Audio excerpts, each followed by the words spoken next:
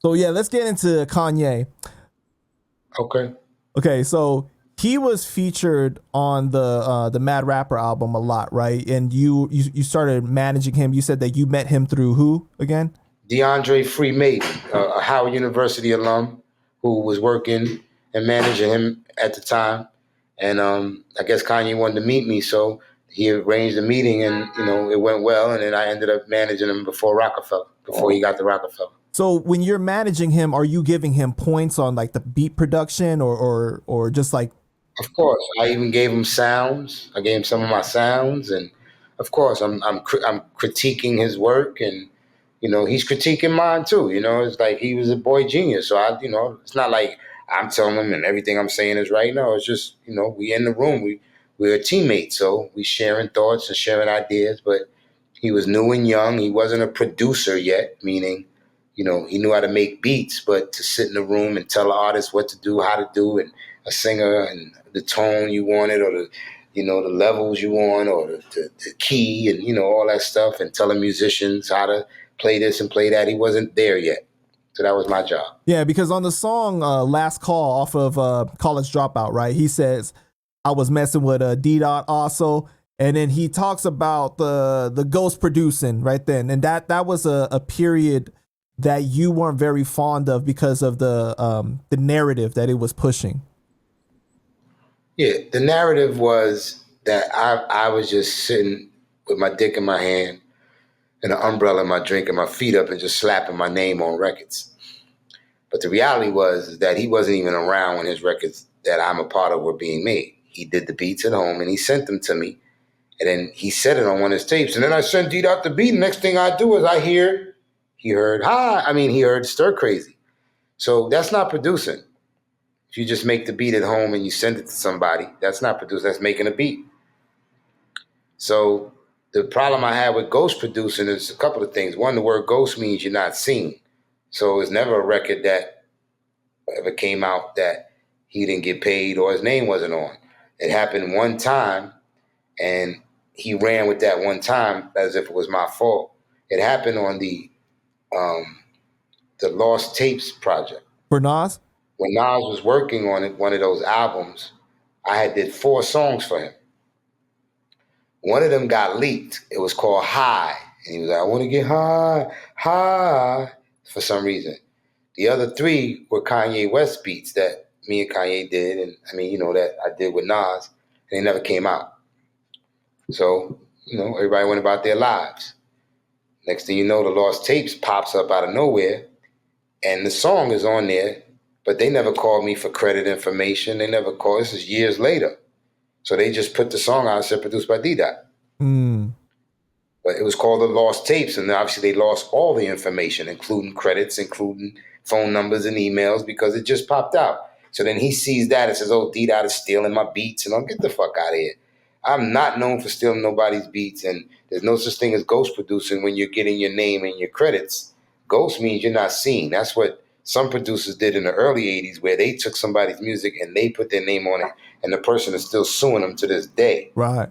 That's not, Grandmaster Caz is considered a ghostwriter for Big Bang Hank because he wrote the damn song on Sugar Hill Gang and they didn't give him no credit. That's Ghost. That's Ghost. Kanye didn't have that issue with me. So the narrative was disrespectful to me and what I do and my craft and all the shit that I've done. And the idiot media people that ran with it, don't do enough research to understand the difference between a producer and the person who makes the actual beat. So the beat is not the song. Somebody has to go and write lyrics to it, put the lyrics on it, record the lyrics, decide if the hook is hot, put a bridge on it, mix the records, put instrumentation on it if it's not there. Sometimes it's the same person. But in hip hop, a lot of times, these guys did a sample, put some drums on it, and that's all they knew. So when we hear bass lines and strings and all types of stuff, that's people like me and Jermaine and Puff and Dre. and Dre seeing the bigger picture for the song and taking these dudes' tracks to another level. Yeah, because you're like the one that's like orchestrating it. Like you're the conductor, right? You're like, this could take it to the next level. Don't play that, play this. Put a piano on it. Take the bass line, they can do all that. So if you're home in Chicago and you're not in part of that process, ghost what? So the beat maker is usually like more like the foundation. You got like the bottom part of it, and then you guys are taking it to the next level. When you say that the song was leaked on Nas's the Lost Tapes, right?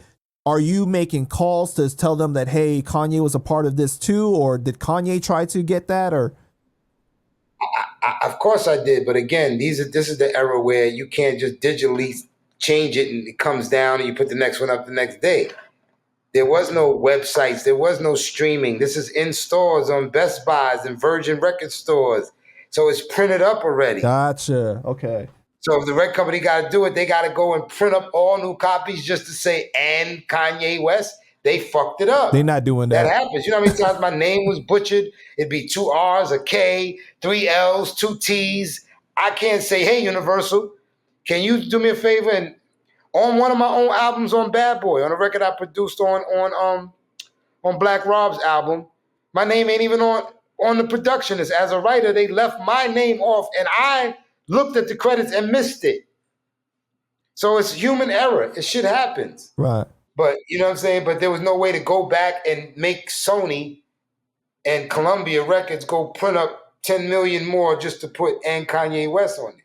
But on the back end, he started receiving the money for it though, and the credit though.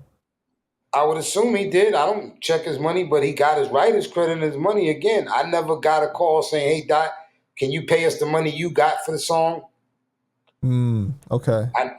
There's no one out there that can say that to me. There's not an artist or producer that says Doc robbed me, and neither can he. So did you end up maintaining a relationship with him over the years? Not really. I saw him a couple years ago. We cool. It's not like we're going to fight or beef or nothing, but he went to a different space. So, but, you know, for the people that keep that narrative up that he was some boy genius and I was sitting around, you know, taking his work and putting my name on it is ridiculous. Right. And I would challenge anybody to put him in a room with me and he say that to them. Period. Simple. Never happened. Did you know that he was going to become as big as he was? Absolutely. Wow. So you saw that in him from the beginning. I was the only one that wanted him to rhyme. Nobody wanted him to rhyme. I let him rhyme on the Mad Rapper mixtapes. That video on the documentary, right? On Netflix, where he's like trying to rhyme for all these people. So that's like kind of a proper depiction of like people really didn't rock with his rhyming at the time. Nobody wanted him to rhyme. I was the only one that said, this nigga kind of nice. So I let him rap on the Mad Rapper mixtapes. I was doing these mixtapes called The Underground Railroad with DJ Ash Knuckles. I let him rap on him. I thought he was nice. I was like, yeah, he nice, you know. And one thing I want to commend you on too is that you helped him get his publishing back too, right? I don't want to really get into that. That was a soft spot for a lot of people. Gotcha. Let's just say that there's some misinformation out there, but I think it worked out for everybody. Gotcha. So D-Dot, I just want to say thank you so much, man, for your time today. I know you're a busy man, and I wish we had more time, but it's like your hip hop knowledge and your stories are just endless, man. I tried to ask you questions that you normally don't get asked. I know there's a lot of ones that you get asked all the time, but truly a legend, bro, and just a big contributor. Thank you. You know.